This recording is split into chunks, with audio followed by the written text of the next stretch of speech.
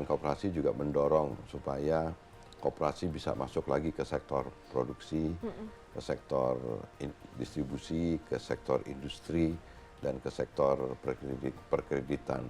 Kalau kemarin-kemarin kan koperasi identik sama simpen pinjam aja. Sekarang enggak, karena koperasi harus punya pabrik lagi. Koperasi sekarang ada peraturan pemerintah boleh mengelola tambang dan mineral sampai seluas 2.500 hektar. Koperasi boleh mengelola sumur-sumur minyak rakyat gitu. Itu sesuatu terobosan-terobosan yang sebenarnya ini akan memberi ruang bagi peningkatan kesejahteraan masyarakat banyak gitu. Jadi kalau koperasinya maju, Mbak Dea, itu pasti akan membuat masyarakat yang menjadi anggota koperasi itu akan jadi ikut maju. Kita akan minta dukungan semua pihak untuk ikut membantu melakukan mitigasi resiko dan pengawasan. Kami tadi pagi bersama dengan pihak Kejaksaan Agung kita bekerja sama untuk menggunakan aplikasi Jaga Desa dan kita dari Kementerian Koperasi menambahkan fitur tentang koperasi desa sehingga nanti mitigasi resiko dan pengawasan itu bisa dilakukan oleh pihak-pihak di luar koperasi, pihak kejaksaan atau aparat yang lain-lainnya gitu. Jadi insya Allah dengan sistem yang baik, dengan personil yang baik, dengan sistem pengawasan yang baik, operasionalisasi koperasi desa Kelurahan Merah Putih ini akan jadi bisa jadi bagus dan modern gitu. Halo, apa kabar? Saya Dea Kartika kembali bertemu dalam dialog Ngobrol Indonesia dengan tema Koperasi Merah Putih Hidupkan Mesin Ekonomi Desa yang didukung oleh Forum Merdeka Barat 9 bersama Kementerian Komunikasi dan Digital Republik Indonesia. Tahun 2025 menjadi momentum penting bagi kebangkitan kembali koperasi sebagai entitas ekonomi strategis di Indonesia. Di bawah kepemimpinan Presiden Prabowo Subianto dan Wakil Presiden Gibran Rakabuming Raka, pemerintah memiliki komitmen memperkuat fondasi ekonomi nasional. 1 tahun pemerintahan Prabowo Gibran, Koperasi Desa Merah Putih atau KDMP makin hadir dari kesadaran bahwa desa adalah akar kekuatan ekonomi bangsa. Inilah ikhtiar negara untuk mengembalikan koperasi pada jati dirinya sebagai soko guru ekonomi rakyat. Singkat kata, tujuan KDMP adalah untuk mempercepat pembangunan ekonomi melalui pembentukan koperasi sebagai motor penggerak ekonomi di tingkat desa dan kelurahan, serta menjadikan desa lebih mandiri dan rakyat lebih sejahtera. Tentu kehadiran Koperasi Merah Putih dikemas dengan tata kelola profesional dan dengan dukungan teknologi digital. Namun sebelum sesi dialog dimulai, kita akan simak terlebih dahulu informasi yang menjadi pengantar tema dialog kita pada sesi kali ini. Di tengah kondisi ekonomi global yang tidak menentu, Indonesia memutuskan untuk kembali menghidupkan program koperasi dengan tajuk Koperasi Merah Putih. Koperasi yang selama ini mati suri dicoba dihidupkan kembali oleh pemerintahan Prabowo Subianto. Sebanyak 80.000 lebih koperasi desa Kelurahan Merah Putih pada Senin 21 Juli 2025 di Klaten, Jawa Tengah diresmikan oleh Presiden Prabowo.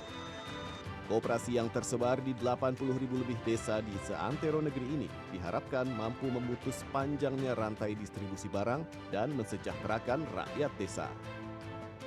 Negara yang merdeka adalah negara yang bisa memberi makan rakyatnya. Rakyat yang merdeka, bangsa yang merdeka adalah yang bisa menjamin, memberi kehidupan yang layak bagi seluruh rakyatnya. Dari sejumlah koperasi yang sudah beroperasi dan menjadi pelopor ini, Koperasi Merah Putih diyakini mampu mengangkat derajat ekonomi desa. Selain itu, Koperasi Merah Putih juga sebagai penopang ketahanan pangan dengan fungsi menjaga stabilitas pasokan dan harga bahan pangan.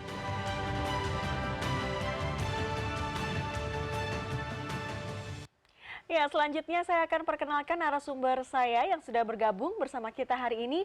Ada Bapak Ferry Juliantono, Menteri Koperasi Republik Indonesia. Halo, selamat sore Bapak, apa kabar? Baik, Mbak Dea. Baik, dan dalam dialog Ngobrol Indonesia kali ini saya ingatkan bagi rekan-rekan media yang ingin mengikuti dialog melalui Zoom dan ingin mengajukan pertanyaan kepada narasumber, silahkan menuliskan pertanyaan di kolom chat Zoom dan nanti akan kami bacakan saat sesi tanya jawab berlangsung. Dan langsung saja kita akan mulai dialog sore hari ini. Pak Ferry, terima kasih sudah bergabung bersama Iya, kami sama-sama. dan kita tahu bahwa program Koperasi Merah Putih ini salah satu program yang ditunggu oleh rakyat Indonesia. Dan seperti apa sebenarnya sasaran strategis utama yang ingin dicapai pemerintah melalui pembentukan cukup banyak ya Pak? Ini 80.000 lebih KDMP secara nasional. Ya, jadi pertama sebelum Koperasi Desa Kelurahan Merah Putih, kami di Kementerian Koperasi dari sejak Oktober tahun lalu memang gercep untuk merubah tata kelola koperasi. Kemudian kita juga membentuk kedeputian baru tentang digitalisasi dan juga business development atau pengembangan usaha. Itu digitalisasi dan pengembangan usaha menjadi sekarang kebaruan yang dimiliki oleh Kementerian Koperasi dalam rangka untuk menjadikan koperasi itu menjadi entitas usaha yang makin modern dan kekinian dan relevan. Kemudian kami juga sedang memfinalisasi undang-undang perkoperasian yang itu Undang-Undang Nomor 25 tahun 92 sudah cukup lama tidak dirubah, disesuaikan sehingga ini dalam waktu tidak terlalu lama akan lahir undang-undang perkoperasian yang baru. Tapi ini kami sebenarnya menginginkan undang-undang ini tidak hanya sekedar undang-undang yang sifatnya merevisi, tetapi juga lebih menjadi undang-undang sistem perkoperasian nasional. Karena di dalam undang-undang koperasi ini yang baru ini nanti akan ada bab dan pasal-pasal tentang koperasi desa kelurahan Merah Putih. Nah, ketika kita bicara tentang koperasi desa kelurahan Merah Putih ini akan banyak terintegrasi dengan kementerian-kementerian, lembaga dan sektor-sektor yang menurut hemat kami memang pada akhirnya koperasi menjadi mainstream kembali, menjadi arus utama yang akan bisa mengarahkan sistem dan praktek ekonomi kita kembali ke lebih sesuai dengan apa yang dicita-citakan oleh para founding fathers kita, bahwa koperasi adalah menjadi soko guru yang akan mewarnai wajah perekonomian nasional kita. Nah, dalam konteks itu kemudian bulan Maret Pak Prabowo kemudian meminta kepada kita, beliau mengeluarkan Impres nomor 9 tahun 2025 tentang percepatan pembentukan koperasi desa kelurahan Merah Putih, dilanjutkan dengan dikeluarkannya Peraturan Presiden nomor 9 tahun 2025 tentang pembentukan satuan tugas percepatan pembentukan koperasi desa kelurahan Merah Putih di tingkat pusat, provinsi, kabupaten, kota. Di waktu itu diketuai oleh Pak Menko Pangan, ketua Satgasnya saya sendiri menjadi koordinator ketua pelaksana harian. Kami kemudian langsung bekerja bersama-sama karena di dalam Impres itu ada 18 kementerian lembaga yang terlibat, plus dengan gubernur, bupati, wali kota, dan juga ada kementerian-kementerian yang di luar Impres ini juga akhirnya ikut. Nah, bulan Juli kemarin alhamdulillah telah terbentuk legalitasnya. Jadi semua pengaktean badan usaha koperasi dan kelurahan, koperasi desa dan kelurahan Merah Putih ini sudah terbentuk. Sekarang totalnya sebenarnya sudah 81.000. Jadi jumlah desa di Indonesia itu 75 ribuan plus ditambah dengan kelurahan. Jadi ini relatif hampir seluruh desa dan kelurahan di Indonesia itu terjangkau oleh koperasi desa kelurahan Merah Putih ini. Jadi memang bukan program biasa. Ini saya lebih cenderung setuju kalau ini sebutnya sebagai sebuah gerakan negara karena melibatkan banyak sekali kementerian lembaga. Dan dari Juli ketika di launching oleh Pak Prabowo seperti yang tadi disampaikan, kita lihat tadi ada waktu sampai dengan bulan Oktober ini kita merelaksasi seluruh regulasi-regulasi dari mulai peraturan Menteri Keuangannya, petunjuk-petunjuk teknis dari Kementerian Kesehatan, dari banyak kementerian lembaga yang harus kita relaksasi agar Oktober ini diharapkan mulai operasional koperasi desa kelurahan Merah Putih ini. Memang pekerjaan yang tidak mudah, tapi untungnya ini kerja yang bersama-sama dilakukan oleh kita semua. Dan sekarang Oktober sesuai dengan janji bahwa kita mulai operasional. Nah, di dalam tahap operasional ini Presiden ingin agar pembangunan fisik gudang-gudang dan gerai-gerai dan alat kelengkapan pendukungnya itu segera dibangun. Seperti diketahui kan sebenarnya Koperasi Desa Kelurahan Merah Putih ini satu kegiatannya adalah punya gerai untuk jual kebutuhan pokok dan sehari-hari.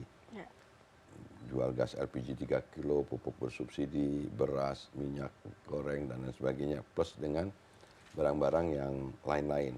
Kemudian juga ada kegiatan dari Koperasi Desa Kelurahan Merah Putih ini apotek dan klinik desa.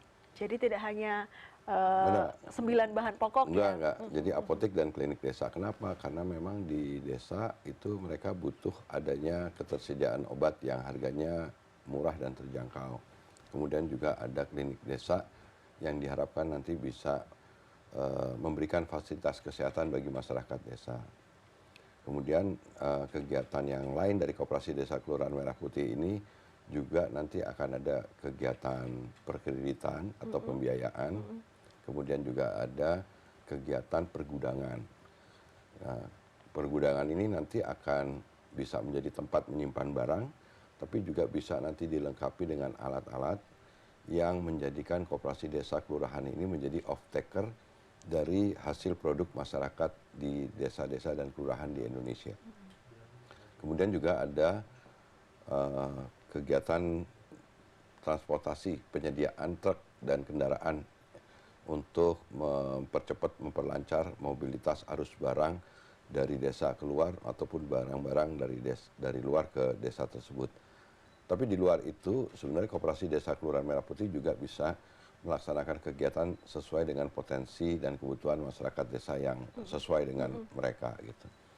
Nah, dari berbagai jenis kegiatan tadi memang diharapkan nanti setelah ini dibangun fisik gudang dan gerainya, kemudian dimulai operasionalisasinya, akan ada penciptaan lapangan pekerjaan. Karena satu koperasi desa, kalau misalkan ada pengawas, pengurus, dan pengelolanya, kira-kira 10-20 orang, Mbak Dea, itu artinya kalau 80.000 kali 20 orang, itu tuh kan sama seperti kalau berapa itu 1,6 juta orang terlibat di dalam kegiatan yang produktif di desa-desa. Kemudian juga nanti kalau misalkan koperasi desa berfungsi jadi off-taker, seluruh hasil produk masyarakat, apakah tanaman pangan, hortikultura, sayuran buah-buahan, perikanan, atau hasil kerajinan tangan, kuliner, dan lain sebagainya, itu bisa dijual, dipasarkan ke dengan mengangkat hasil produk-produk tersebut. Nah, tentu ini akan menjadikan nilai tambah dari hasil produk masyarakat desa itu akan bisa menjadi besar, dan surplus value-nya itu akan dinikmati oleh masyarakat desa. Kita tentu juga terbuka dengan keterlibatan bukan hanya dari BUMN tapi dari swasta. Tapi yang terpenting adalah sekarang dengan keberadaan Koperasi Desa dan Kelurahan Merah Putih itu, kita akan menjadikan masyarakat desa tidak lagi menjadi sekedar objek atau penerima manfaat, tapi kita akan menjadikan mereka secara ideologis menjadi subjek atau pelaku ekonomi. Kemarin-kemarin kan ya terima bansos, BLT, meskipun bansos, BLT, PKH itu juga diperlukan bagi masyarakat yang usia lanjut usia dan atau yang memang membutuhkan, tetapi kita yang lebih penting dari situ adalah kehadiran negara melakukan intervensi dengan membukakan akses permodalan yang bisa menjadikan masyarakat desa menjadi pelaku-pelaku ekonomi. Dibikinin badan usaha pasti koperasi.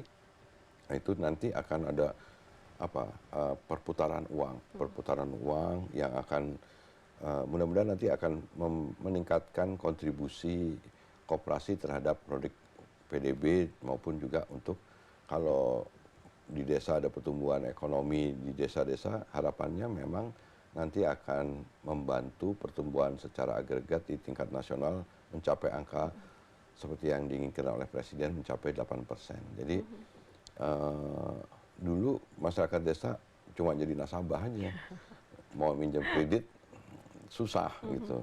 Nah sekarang oleh Presiden dibukakan akses permodalan, diberikan plafon setiap koperasi desa Kelurahan Merah Putih ini 3 miliar, tapi nanti bagian dari 3 miliar itu akan digunakan untuk membangun gudang-gudang dan gerai-gerai serta sarana kelengkapan pendukungnya, dan itu nanti akan kembali menjadi milik desa.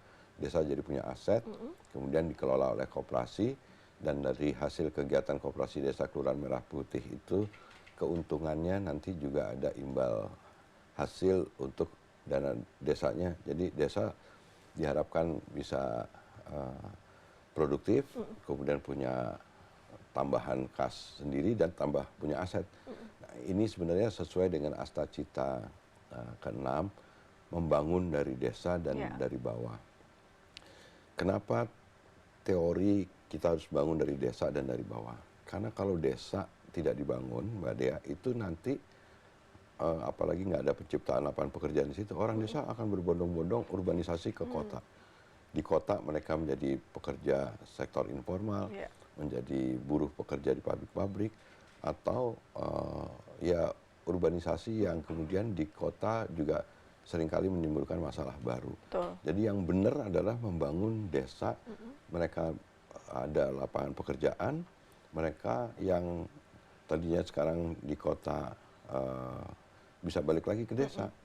Dan anak-anak muda milenial sekarang bisa menjadikan koperasi di desa-desa mereka, di kelurahan mereka, menjadi alternatif tujuan untuk mereka bisa mengembangkan hidupnya mereka gitu.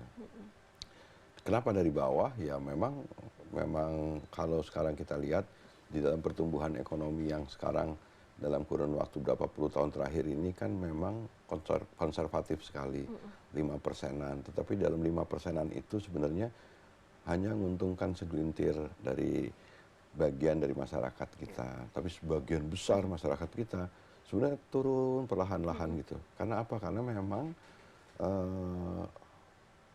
pemerintah kurang dianggap berpihak kepada masyarakat kebanyakan. Nah, dengan kehadiran koperasi ini membuktikan sebenarnya negara hadir lagi untuk ngatur. Di desa itu Mbak Dea, di situ mata rantai distribusinya berkepanjangan. Harga-harganya malah mahal. Banyak sekali praktek rentenir, banyak sekali tengkulak, banyak sekali mereka terjebak dalam pinjaman online. Kemudian mereka juga tidak mendapatkan obat dan fasilitas kesehatan sehingga BPJS kesehatan sulit menjangkau mereka. Dan keuntungan yang didapat atau surplus value itu didapatkan dari aktor-aktor non negara yang ngambil untung terlalu banyak sehingga harga di tingkat produsen terlalu kecil, di tingkat konsumen jadi mahal. Nah ini solusinya, ini nggak baik dalam sistem ekonomi yang seperti ini. Presiden ingin menegaskan dalam sikap politik beliau, arahnya sekarang benar. Kalau menurut saya keberhasilan pemerintahan Prabowo bersama Wakil Presiden Mas Gibran adalah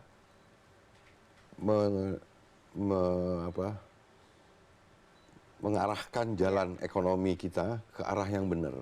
Karena sebagai pemimpin beliau harus tahu bahwa apa penyebab akar masalah yang dihadapi oleh bangsa ini, kemudian menghentikan masalahnya dan kemudian mengarahkan ke jalan yang benar. Itu tugas pemimpin.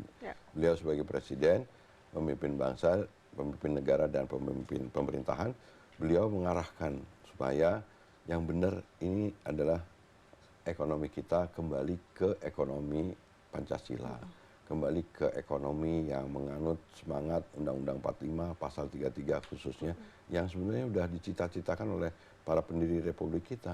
Cuma dengan segala hormat, beberapa dekade belakangan ini memang ekonomi dan praktek, sistem ekonomi dan praktek di Indonesia lebih banyak diwarnai dengan sistem ekonomi yang sangat liberal, kapitalistik. Artinya pasar itu diserahkan kepada mekanisme pasar bebas. Nah, ketika mekanisme pasar bebas itu bekerja, itu mereka cenderung pelaku pasar yang besar yang mendapatkan keuntungan kemudian pelaku pasar yang kecil-kecil seperti UKM, koperasi itu tersisih. Nah sekarang dibalik bersama-sama Presiden ingin supaya BUMN, badan usaha swasta dan koperasi ini menjadi motor-motor yang memperkuat perekonomian secara nasional menjadi lebih adil, tapi tetap mencapai pertumbuhan ekonomi yang naik secara signifikan. Kita juga nggak ingin naik pertumbuhan ekonominya, tapi hanya menguntungkan segelintir orang, tapi mengorbankan rakyat kebanyakan. Nah, Presiden menjelaskan kepada kita, mengarahkan kepada kita semua yang ada di kabinet untuk kembali ke jalur ekonomi Pancasila, ekonomi yang juga berkeadilan. Artinya masyarakat yang dari bawah, masyarakat yang kecil-kecil, yang di desa-desa itu sekarang tumbuh untuk bisa bersama-sama memberikan yang terbaik bagi bangsa ini, gitu Mbak Dea. Pak Ferry tadi menyebutkan bahwa sudah ada Koperasi Desa Merah Putih sekitar 81.000 ya. Yang terbentuk secara legalitas. Betul. Pada saat launching oleh Pak Prabowo waktu di Klaten, itu kita bersamaan ada 100 mock up yang kita bikin. Itu sekarang masih berjalan operasional karena itu penting buat kita untuk belajar. Kan memang ini adalah sesuatu yang baru, jadi kita perlu bikin mock up-nya, percontohan-percontohannya supaya bisa diuji gitu. Kemudian relaksasi regulasinya pun juga butuh waktu, memang ini tidak gampang. Nah, Oktober ini kita mulai operasionalisasinya. Nah, ini nanti pembangunan fisik, gudang, gerai, dan sarana pendukung semuanya disiapkan. Terus kemudian nanti pelatihan-pelatihan yang diberikan kepada pengurus-pengurus koperasi itu kita siapkan. Kementerian Koperasi kebetulan mendapatkan mandat dari Inpres itu untuk mempersiapkan model bisnis dan modul-modul pelatihannya. Modul-modul pelatihannya juga sudah kita sesuaikan dengan relevansinya. Kemudian juga model bisnisnya gini Mbak Dea. Jadi nanti setelah koperasi desa ini terbangun, mereka bisa menyalurkan barang-barang, menjual barang-barang dengan harga yang murah dan terjangkau. Tapi juga mereka nanti akan menjadi off-taker dari hasil produk masyarakat desa. Nanti diproses, dipasarkan oleh hub atau agregatornya untuk bisa dijual hasil produk masyarakat yang ada di desa-desa dan kelurahan itu bisa dijual di domestik, di nasional maupun di internasional.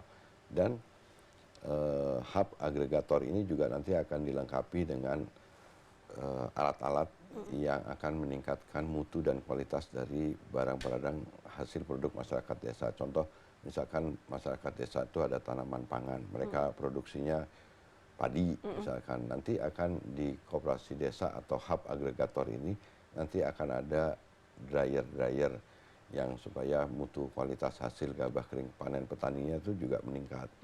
Kemudian kalau sayuran, buah-buahan nanti juga ada alat pengatur suhu supaya kualitas dan harganya juga tidak drop. Kemudian di koperasi yang ada di desa-desa pesisir dan nelayan itu nanti akan dilengkapi dengan cold storage dan lain sebagainya, kuliner, kerajinan dan lain sebagainya. Jadi menyesuaikan juga, ya Pak Ferry? Ya, ini kita akan bangun ekosistem yang seperti itu, bagian dari model bisnis yang akan kita kembangkan.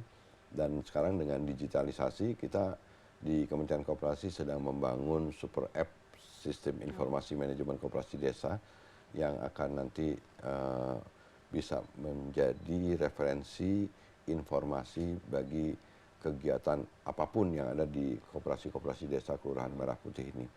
Dan modul-modul pelatihan yang sudah kita buat itu nanti akan kita sampaikan, kita ajarkan kepada seluruh pengurus koperasi desa Kelurahan Merah Putih. Di Kementerian Koperasi kita sudah hire sekitar 8.000 bisnis asisten. Yang satu bisnis asisten itu akan bertanggung jawab untuk ngajarin satu bisnis asisten 10 koperasi desa. Kemudian kita juga hire tenaga project management officer sekitar 1.104-an orang sarjana yang akan memberikan dukungan kepada dinas-dinas koperasi yang ada di provinsi, kabupaten, kota supaya mereka juga aware mulai orientasinya bisnis juga. Karena biar bagaimanapun koperasi ini ya bisnis. Jadi dia harus untung, harus profit, tapi juga harus punya manfaat yang sebesar-besarnya bagi anggota kalau koperasi itu. Nanti setiap warga desa akan menjadi anggota koperasi. Nah, koperasi nanti akan bisa jual barang-barang dan lain sebagainya. Nah, tapi juga yang menarik adalah ketika kita sekarang kemarin ya membentuk koperasi desa di tahap legalitasnya. Sekarang kita mulai operasional, kita keliling nih di banyak desa. Kita sebenarnya koperasi desa ini juga bisa membantu pemerintah untuk mengatasi desa-desa yang masih belum ada listrik gitu. Kemudian kita bisa, koperasi desa Kelurahan Merah Putih ini juga bisa membantu menyelesaikan desa-desa yang belum terkoneksi internet. Kemudian kita bisa membantu pemerintah pusat, koperasi desa ini menjadi tempat instrumen yang paling bawah, supaya nanti program-program dari pemerintah pusat, Bansos, PKH, BLT itu bisa lebih tepat sasaran dan lain sebagainya. Itu pentingnya ada instrumen infrastruktur koperasi desa kelurahan yang terbawah. Sehingga kalau sekarang kan banyak sekali sering kita dengar kurang tepat sasaran dan lain sebagainya gitu. Kalau sekarang diharapkan nanti koperasi desa Kelurahan Merah Putih ini bisa menjadi alat. Jadi fungsi Kopdes itu yang pertama menjadi penyalur barang-barang, menjual barang-barang dengan harga yang murah dan terjangkau buat masyarakat desa. Yang kedua menjadi off-taker, menampung hasil produk masyarakat desa. Yang ketiga menjadi instrumen yang akan menjadikan program-program dari pemerintah pusat itu menjadi lebih tepat sasaran. Nah, kita akan sekarang mulai tahap operasional. Besok saya bersama Pak Wakil Panglima TNI atau mungkin Pak Panglima TNI dengan beberapa menteri akan melakukan groundbreaking pembangunan gudang dan gerai-gerai koperasi desa Kelurahan Merah Putih yang ada gitu. Pak Ferry, ini tadi Bapak mengungkapkan bahwa ini bukan sekedar program tapi gerakan negara. Dan detail sekali tadi dijelaskan soal bagaimana koperasi desa Merah Putih ini beroperasional begitu. Untuk anggaran yang sudah dianggarkan berapa dan kemudian anggaran yang ingin dicapai di tahun depan apakah sudah dihitung, Pak? Sudah, dan kami sudah sering mengadakan rapat dengan Pak Menteri Keuangan, juga di beberapa kali rapat kabinet terbatas yang dipandu langsung oleh Bapak Presiden. Anggaran untuk koperasi desa Kelurahan Merah Putih yang diberikan sekarang plafonnya 3 miliar itu tinggal dikali 80.000 ya, sebenarnya 240 triliun totalnya, tapi nanti kan akan dibagi setiap tahunnya disesuaikan dengan kebutuhannya gitu. Tetapi multiplier efek dari uang yang dikucurkan kepada koperasi desa Kelurahan Merah Putih tadi, multiplier efeknya di desa akan ada pertumbuhan ekonomi desa, dan kemudian mereka bisa produktif dengan pendapatan yang diharapkan didapat oleh masyarakat desa, nanti akan ada konsumsi yang akan dikeluarkan oleh masyarakat desa. Jadi kalau makin sejahtera kan makin sebenarnya menguntungkan buat negara daripada uang yang dikucurkan pertama tidak tepat sasaran. Tapi kemudian juga yang lebih ironis lagi kalau itu hanya menguntungkan segelintir orang atau kelompok usaha gitu. Nah ini kan nggak boleh, karena itu nanti seperti yang terjadi sekarang, masyarakat seperti merasa terasing di negerinya. Nah sekarang koperasi di luar koperasi desa nih Mbak Dea, kami di Kementerian Koperasi juga mendorong supaya koperasi bisa masuk lagi ke sektor produksi, ke sektor distribusi, ke sektor industri, dan ke sektor perkreditan. Kalau kemarin-kemarin kan koperasi identik sama simpen pinjam aja. Sekarang enggak, karena koperasi harus punya pabrik lagi. Koperasi sekarang ada peraturan pemerintah boleh mengelola tambang dan mineral sampai seluas 2.500 hektar.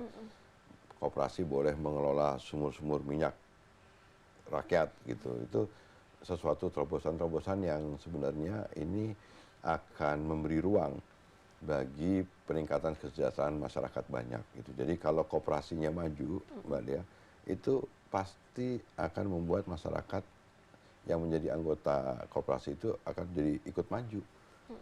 Beda kan kalau korporasi itu kan pemegang saham. Ya. Nah, itu jadi kalau PT-nya maju yang untung pemegang sahamnya.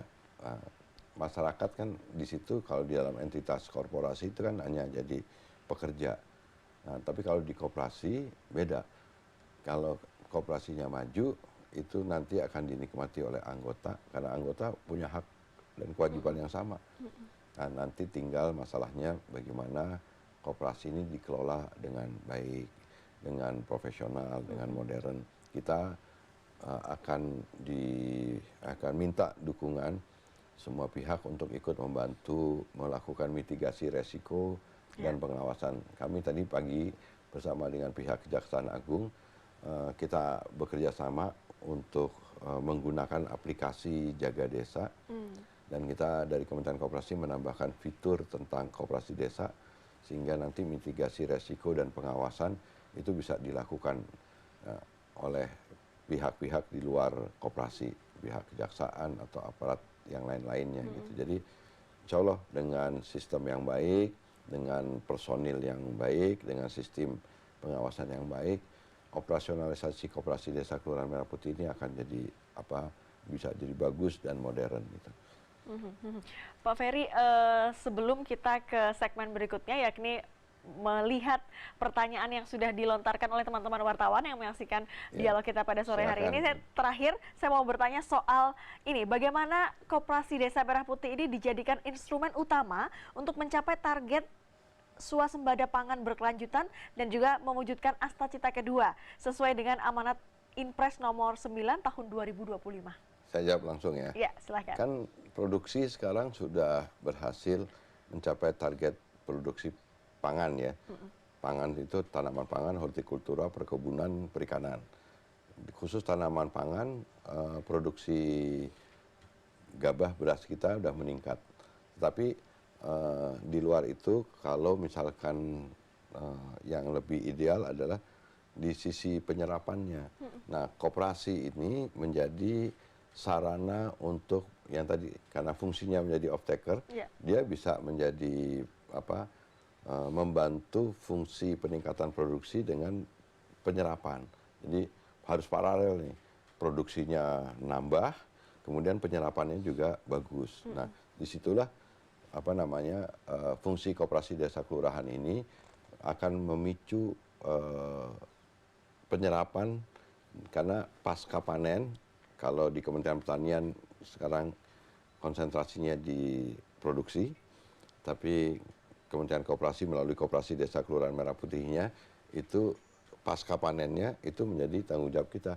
Nah, keberadaan Koperasi Desa Kelurahan Merah Putih ketika menjadi off taker, insya Allah nanti pasca panen dan penyerapannya akan juga menjadi baik dan gudang-gudang yang dimiliki Bulog atau gudang-gudang yang dimiliki oleh masyarakat itu akan diisi oleh beras-beras gabah dan beras yang berasal dari produk kita sendiri. Itu yang disebut oleh Presiden namanya kedaulatan pangan, yang berbeda maknanya dengan ketahanan pangan. Kalau ketahanan pangan, yang penting berasnya tersedia, meskipun berasnya dari impor nggak penting. Tapi kalau Pak Prabowo, Pak Presiden ingin ini ada kedaulatan pangan, berasnya, makanannya, pangannya diproduksi oleh kita sendiri. Dan dalam mengatasi dan menghadapi situasi global, ada ketidakmenentuan, ada ketidakstabilan politik, Presiden mewanti-wanti terus kepada kita semua di dalam rapat-rapat kabinet bahwa kita harus berdaulat di bidang pangan, berdaulat di bidang energi, berdaulat di bidang keamanan. Jadi disinilah fungsi koperasi desa kelurahan. Dan menurut saya dengan adanya koperasi desa Kelurahan Merah Putih ini nanti akan menjadi bagian yang tidak terpisahkan dari pertahanan semesta juga. Dan Presiden ingin di setiap daerah itu sekarang harus menjadi tempat atau pusat cadangan-cadangan pangan dan energi yang kita nggak boleh lagi tergantung dari pihak luar, dari negara lain gitu. Ini disinilah koperasi sebenarnya udah diajarin oleh founding fathers kita, terutama oleh Bung Hatta, oleh Pak Margono Djayadikusumo yang juga kakeknya presiden, bahwa koperasi itu adalah alat perjuangannya rakyat dan sudah sesuai dengan karakteristik masyarakat Indonesia yang gotong royong, yang kebersamaan dan lain sebagainya. Dan koperasi ini akan kalau hadir dengan dan berjalan baik akan lebih menjadikan ekonomi itu lebih adil gitu.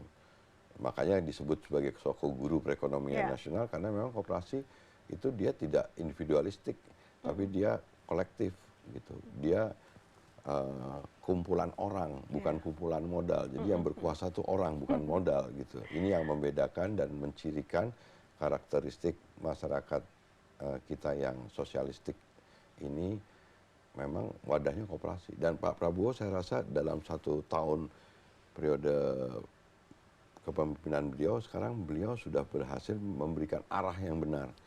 Kita sekarang menjadi terbuka gitu. Pentingnya sekolah rakyat, pentingnya makan bergizi, pentingnya koperasi hadir lagi supaya desa, orang yang terbelakang, orang yang nggak pernah mendapatkan fasilitas akses pendidikan, kesehatan, ekonomi dan lain sebagainya sekarang dibuka semuanya. Dan saya rasa betul. Jadi dan di pihak lain juga ada program-program yang lain ya yang nggak bisa saya sebutkan satu persatu. Ini nanti akan mulai terasa di periode tahun kedua kepemimpinan dari Pak Prabowo. Tapi fondasinya, arahnya menurut pendapat saya sudah benar. Dan Kementerian Koperasi kita kerja siang malam, 80.000 dibentuk, secara legalitas itu kerja luar biasa Mbak Dea. Sekarang kerja operasionalisasinya supaya mereka bisa dibangunkan gudang dan gerai-gerainya, setelah itu operasional. Dan nanti kita akan lihat setelah operasional dampaknya seberapa besar terhadap masyarakat. Jadi saya rasa memang perlu waktu, tapi 1 tahun depan saya rasa kita sudah bisa melihat hasil dan manfaatnya dari perubahan dan keputusan sikap politik dari Pak Prabowo yang mengarahkan kita kembali kepada ekonomi yang Pancasila, kembali ke pasal 33 dan Undang-Undang 45 yang benar gitu. Baik, berikutnya kita sudah mengumpulkan juga beberapa pertanyaan yang sudah diajukan oleh para peserta dialog kali ini. Saya akan bacakan satu persatu dan setelah itu kami persilakan nanti Bapak Ferry untuk menjawabnya. Ini kita pertanyaan pertama ini dari Fajarel, rakyatmerdeka.id. Pertanyaannya, program revitalisasi koperasi desa mana yang paling terbukti meningkatkan pendapatan anggota dan strategi apa yang membuat model tersebut bisa direplikasi di desa lain? Ini Pak pertanyaan. Dari 100 mock-up yang kemarin berbarengan pada saat launching di bulan Juli itu, ada beberapa koperasi-koperasi desa yang dibina oleh koperasi-koperasi pondok pesantren yang kemudian mereka sekarang punya pendapatan yang sangat besar. Sekarang dari retailnya, dari retailnya itu di beberapa koperasi desa di Jawa Timur itu bisa menjadi contoh bagaimana sebenarnya usaha retail itu sekarang bisa berkompetisi secara sehat dengan retail-retail modern yang ada. Di sana di Jawa Timur tumbuh koperasi-koperasi pondok pesantren yang sudah sukses, existing, itu ada contoh misalkan Basmalah Mart, bisa ada banyak mart-mart yang ternyata bisa bersaing, mengalahkan retail-retail modern yang ada gitu. Nah, koperasi-koperasi pondok pesantren yang berhasil ini, mereka membimbing koperasi-koperasi desa kelurahan yang ada dan mereka bisa berjalan dengan baik. Itu contoh ada koperasi yang di Tuban yang pernah waktu itu sempat heboh ketika pertama kali di launching terus bubar. Sekarang kemarin saya kunjungi, sekarang omsetnya udah puluhan bahkan ratusan juta. Dan itu membuktikan sekali lagi bahwa sebenarnya quote and quote sebenarnya masyarakat kalau diberikan akses baik modal, diberikan akses teknologi, manajemen, rasanya mereka bisa gitu.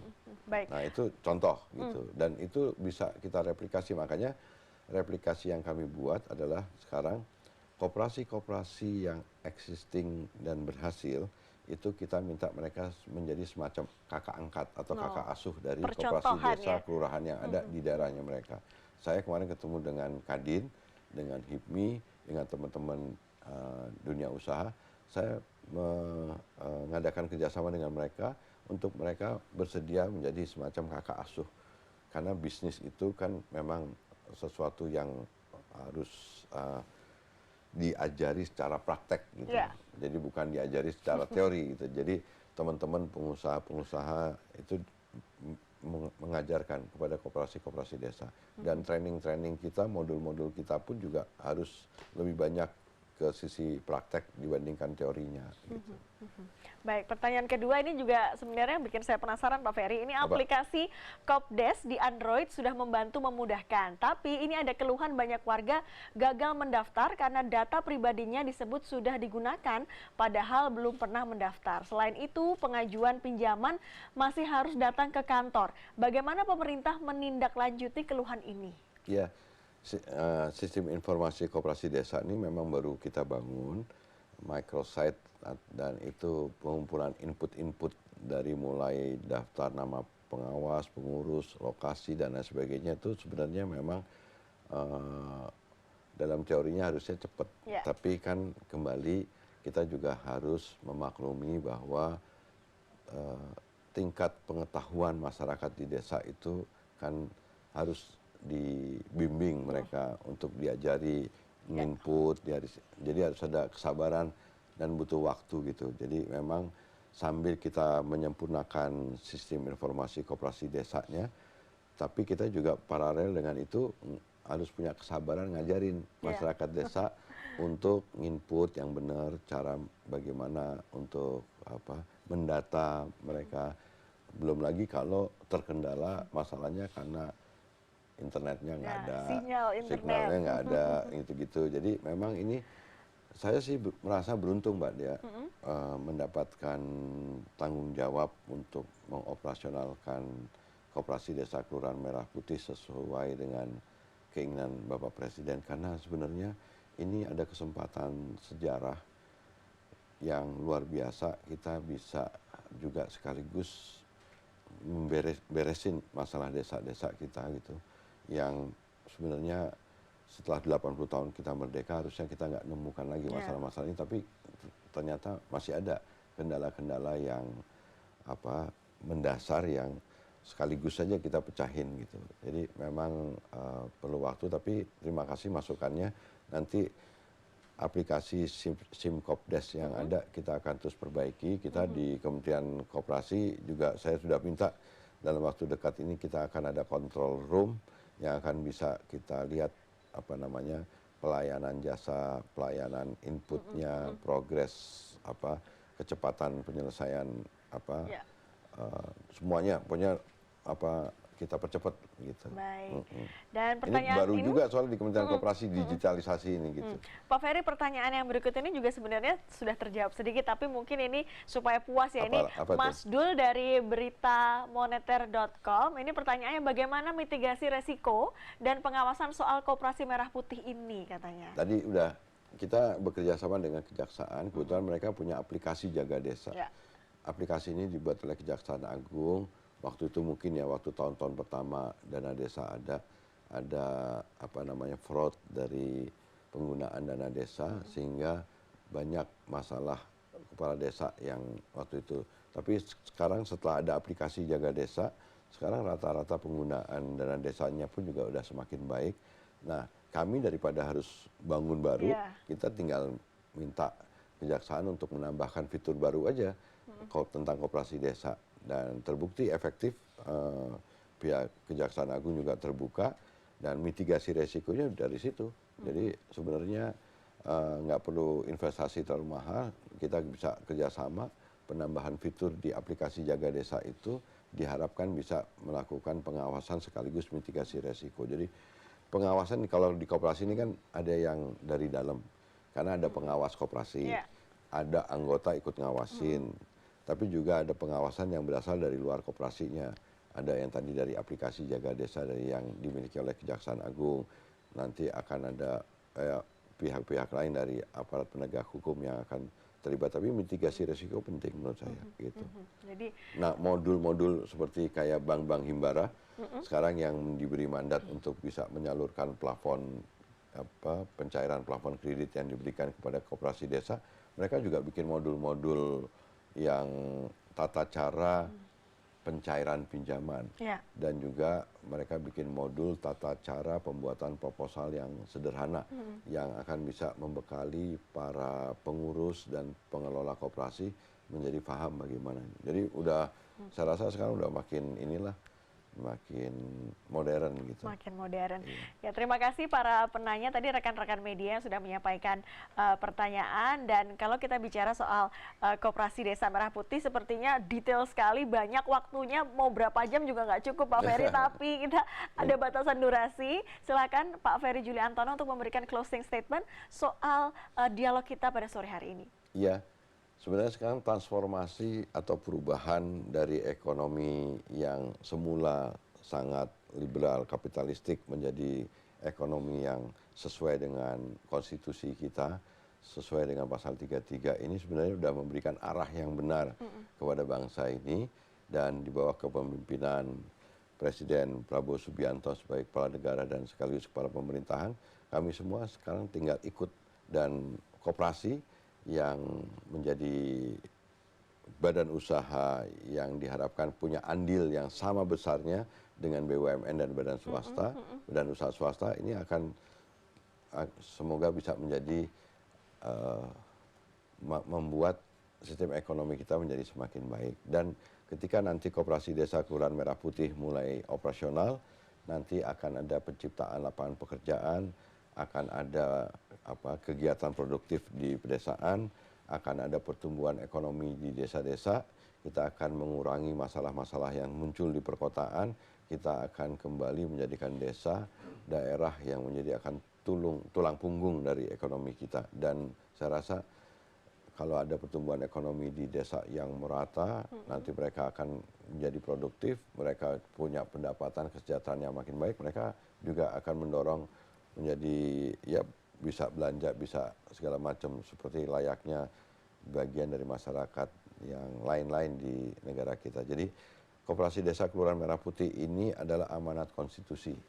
Ini adalah perjuangan, dan tentu menurut bukan tidak mudah, tapi saya yakin dengan keputusan dan sikap Presiden, kami semua dengan dukungan semua pihak, karena sekali lagi Koperasi Desa Kelurahan Merah Putih ini bukan sekedar program pemerintah, tapi ini adalah sebuah gerakan negara. Kita semua bertanggung jawab untuk mengarahkan kembali jalannya ekonomi kita sesuai dengan konstitusi.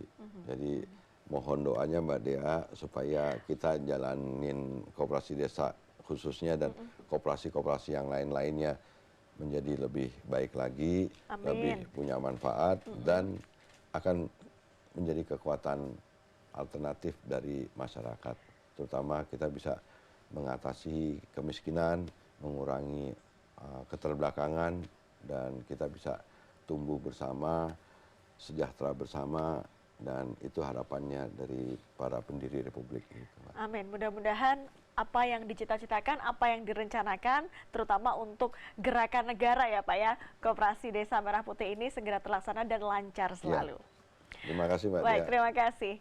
Ya, 1 tahun pemerintahan Prabowo Gibran, Koperasi Desa Merah Putih menjadi simbol nyata dari semangat kemandirian ekonomi bangsa. Bukan sekedar wadah usaha, Koperasi Desa Merah Putih dirancang sebagai gerakan besar untuk memperkuat fondasi ekonomi rakyat agar kemakmuran bisa dirasakan bersama.